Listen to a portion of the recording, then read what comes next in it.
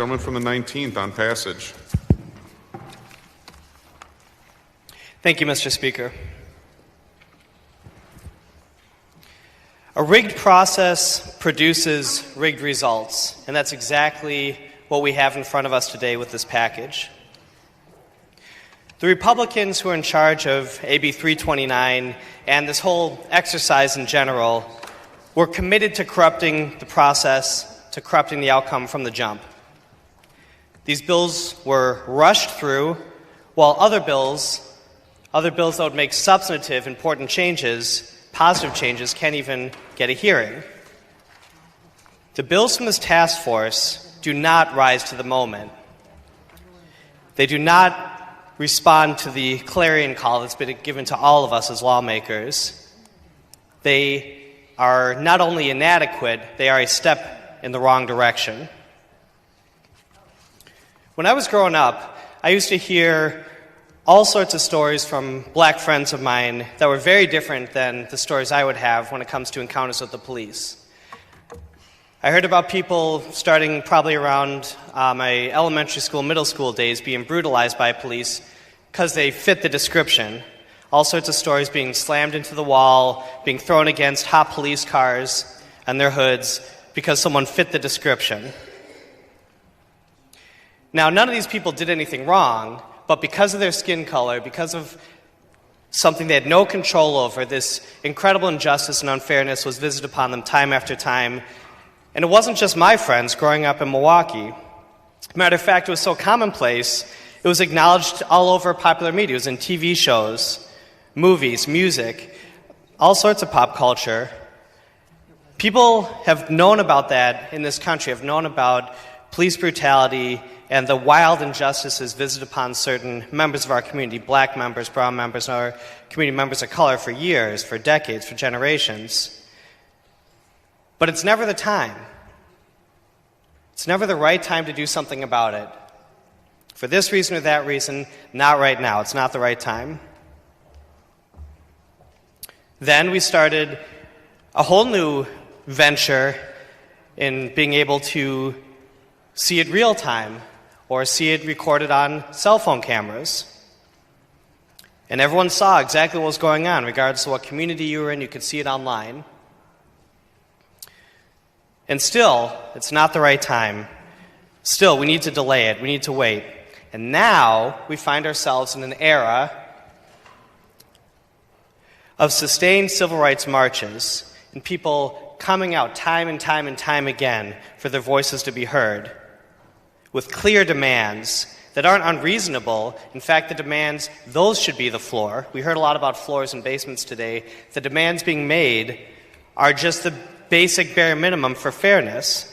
And yet again, what do we hear? It's not the right time. Well, when is the right time to do something? If not now, when, Mr. Speaker, and if not us, who? I will not co-sign a process that's been rigged from the start.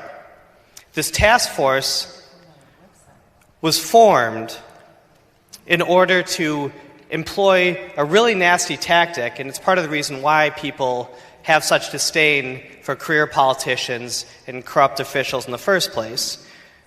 It was a stall until it falls tactic.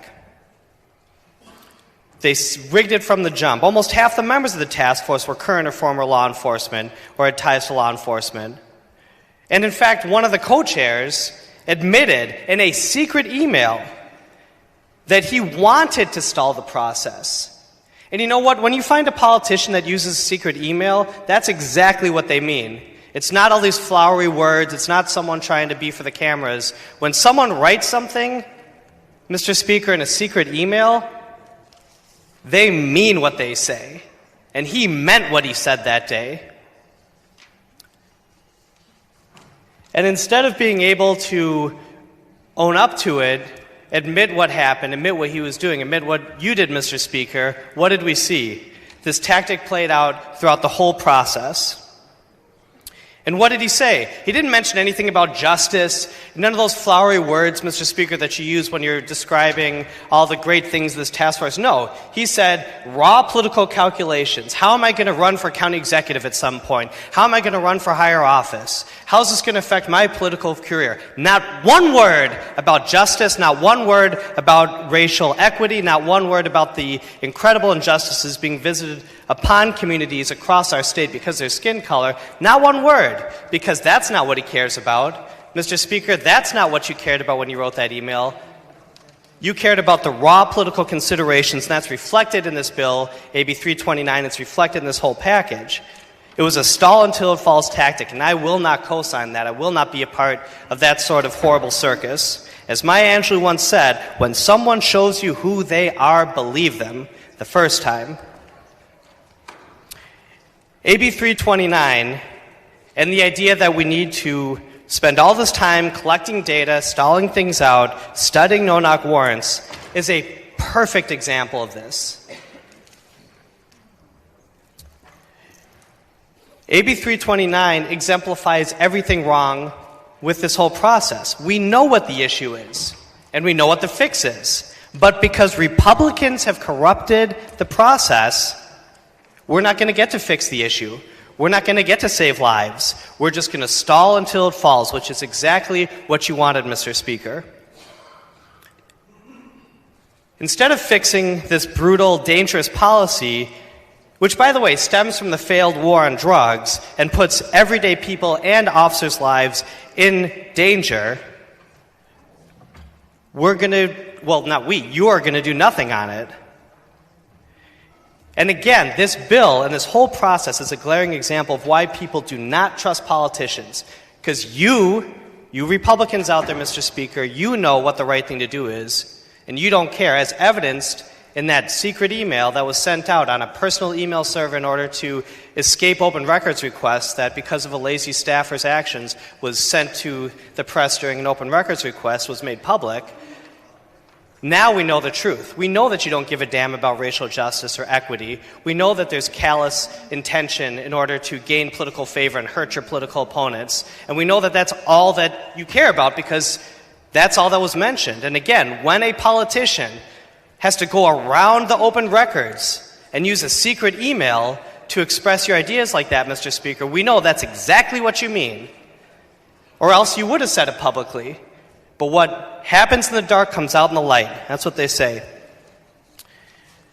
Again, there's a problem. There's an obvious fix. We could do it right here, right now, today. But because of you, we will not. And the Republicans are sending a clear message with this. They are meeting police brutality with indifference, with neutrality. They are saying that the status quo is fine. They are saying that this is totally acceptable, and we refuse to take action. Our neighbors and members of the community are starving for justice. And this bill and this entire package, it's not a whole loaf. It's not even half a loaf. It's not a fourth of a loaf. It's not even a slice. It's barely even crumbs. And when our constituents, when our neighbors look at this, they see that they've been completely locked out of the bakery. They're not even able to have a seat at the table.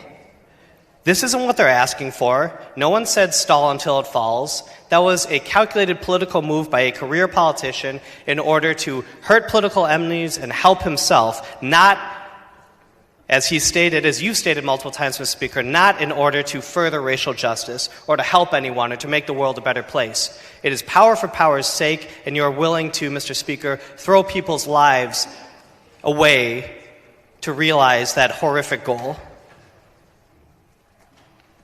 These bills do not rise to the moment. We're in an era of activism, of unprecedented marching for racial justice like nothing we've seen before until the Civil Rights era. And people across our state, across our country, and across the world are demanding real engagement, critical reflection, and significant change. And what this package has produced is not only a dereliction of duty, it's a complete insult to every single one of those people. It's an insult to this body, and it's an insult to everyone who's been fighting for justice for so many years. One last observation is the speed in which these bills were able to rush through, and how even today we saw bills being pulled because they weren't ready, or because a certain association had issue with it, and so they were able to kill it last minute because they want a different language or whatever the issue is. Yet, when we have actual answers ready to roll, those can't even get a hearing. And it's indicative of how quickly the Republicans just want to take a victory lap and be done with this subject, because we barely had time to examine these bills before they made it through the committee process. It was noticed quickly, it was passed quickly, there was not time to look through it, and there's a reason for that. And there's a reason that some of the amendments on this floor are being introduced today, as opposed to doing it in an executive session, and that's because there was not enough time to properly prepare them. Why? Because stall until it falls, and at the very end rush it through so not a critical eye could examine what we're dealing with. Because why wouldn't you want a critical eye to examine it? Why wouldn't a career politicians, why wouldn't you guys want credit if you're doing good work? Why? Because you're not doing good work. Because you are delaying justice, and it's once again another era where wait, the time's not ready. So you want to take a victory lap on that? I get this. I get it. But despite this cynicism from certain abusive racists, there are a lot of intelligent, nuanced, and significant policies out there on police reform proposed by voices across the political spectrum that we could take up today.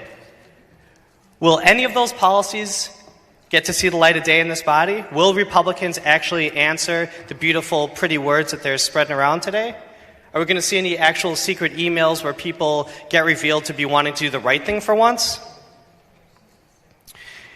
We've heard a lot today that this is a start. This is the beginning. We're going to eventually move forward, and we'll continue the work on this issue. But let's look at a little bit of our past, and a little bit of your past, Mr. Speaker, when those pretty words are said. We've heard it before. Lincoln Hills, for example, is still open, and now we're going to miss the closing deadline again. And this package is another continuation of that tactic. We only got one COVID relief package, even though we should have been meeting every single month during that time and finding help for Wisconsinites. Again, a step forward simply means we're done with the process. It's political code language by you guys.